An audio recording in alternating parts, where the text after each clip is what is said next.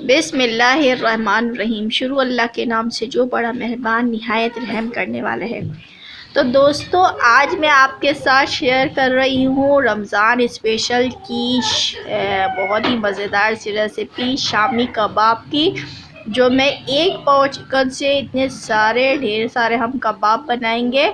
और इसको फ्रीज़ करने का भी तरीका बताऊंगी कि हम इसको किस तरीके से फ्रीज़ कर सकते हैं, उन्हें चला सकते हैं।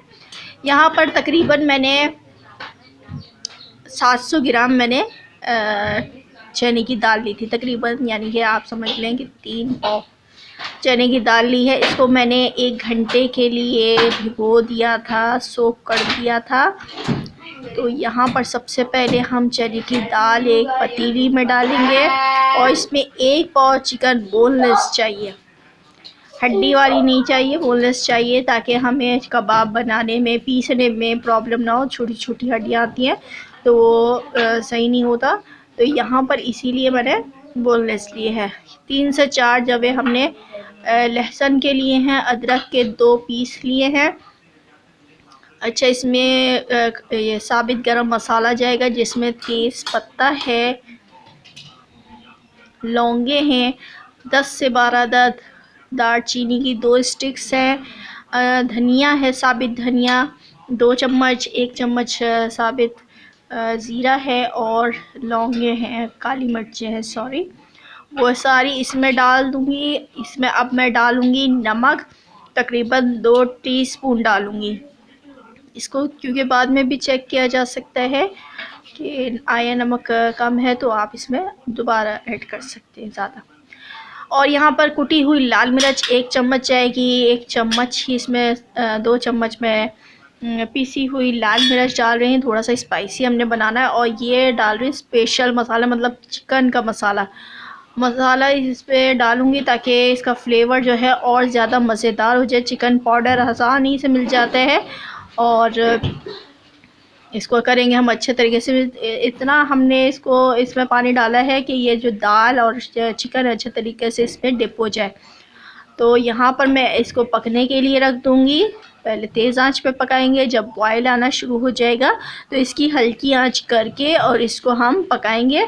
अभी देखें, यहाँ पर पानी जो है वो दाल तो गल गई है, लेकिन पानी हमने बिल्कुल ड्राई कर देना है। अगर ज़रा सा भी पानी इसमें हुआ तो जो कबाब होते हैं वो नरम हो जाते हैं। जब हम उनको फ्राई करते हैं तो वो अच्छे तरीके से फ्राई नहीं होते और जो है ना सही नहीं रहता। तो इसीलिए हम क्या करते हैं, इसको बहुत अच्छे तरीके से हमने इसका पानी को बिल्कुल ड्राई कर देना है। और जो तेज़ पत्ते जो मैंने डाले थे, इसका फ्लेवर आ चुका है, तो यहाँ पर मैं इनको निकाल दूँगी। अब यहाँ पर मैंने सिलबट्टे पे पीसा है, आपके पास मशीन है तो आप उस पर पीस सकते हैं। यहाँ पर पीसने के बाद यहाँ पर मैंने लिया है हरा धनिया, तकरीबन मैंने आधी गड्डी ली है। हरा धनिया इसमें थोड़ा ज़्यादा जाता है, जब हम चिकन के कबाब बनाते हैं तो हरा धनिया ज़्यादा जाता है।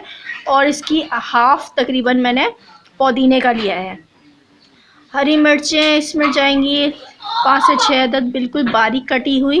और यहाँ पर प्याज का इस्तेमाल थोड़ा करना है, कम करना है, क्योंकि प्याज जो है जब हम कबाबों को रखते हैं तो प्याज अपना पानी छोड़ देती है, तो इस वजह से भी जो है कबाब हमारे वो नरम पड़ जाते हैं। तो इसलिए हमने कबाबों में प्याज की क्वांटिटी थोड़ी कम रखनी है। मैंने एक छोटी सी प्याज मैंने सिर्फ डाली है फ्लेवर के लिए। इसको अच्छे तरीके से मिक्स करेंगे। यहाँ पर आप चेक कर सकते हैं, नमक कम ज़्यादा कर सकते हैं। मिक्स हो जाएगा तो यहाँ पर मैं टिक्कियाँ बनाऊँगी, इनके कबाब बनाऊँगी छोटे छोटे से। आप अपने हिसाब से बनाइएगा, छोटे बड़े जैसे आपको पसंद हो।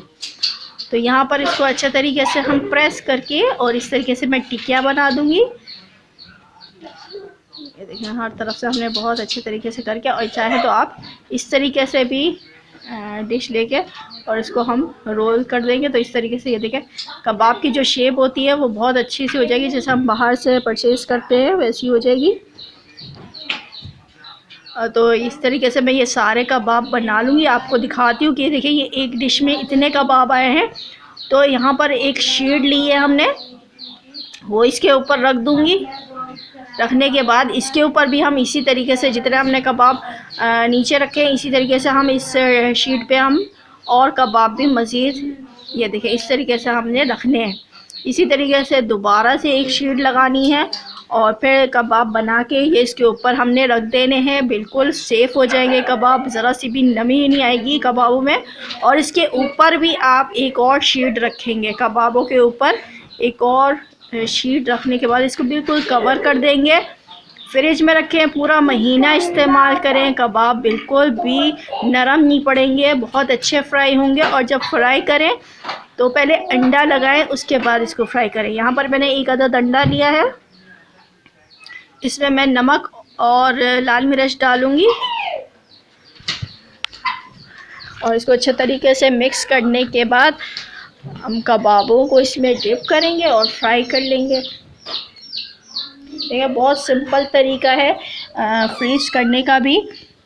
मैंने आपको जो बताए हैं आप इस तरीके से बनाएंगे तो आप भी कहेंगे कि हाँ ज़बरदस्त ये जो हमने तरीका हमें पता चला है। तो यहाँ पर हमने पैन में तेल गरम कर लिया था। डीप फ्राई नहीं करना है, शैलो फ्राई करेंगे इनको। अच्छा, डालते टाइम हमने आँच को जो है वो तेज़ रखना है। जब पकना शुरू हो जाएंगे, फ्राई होना शुरू हो जाएंगे, तो इनको हल्की आंच पे फ्राई करना है। ये देखिए हम हल्की आंच पे इसको फ्राई कर रहे हैं।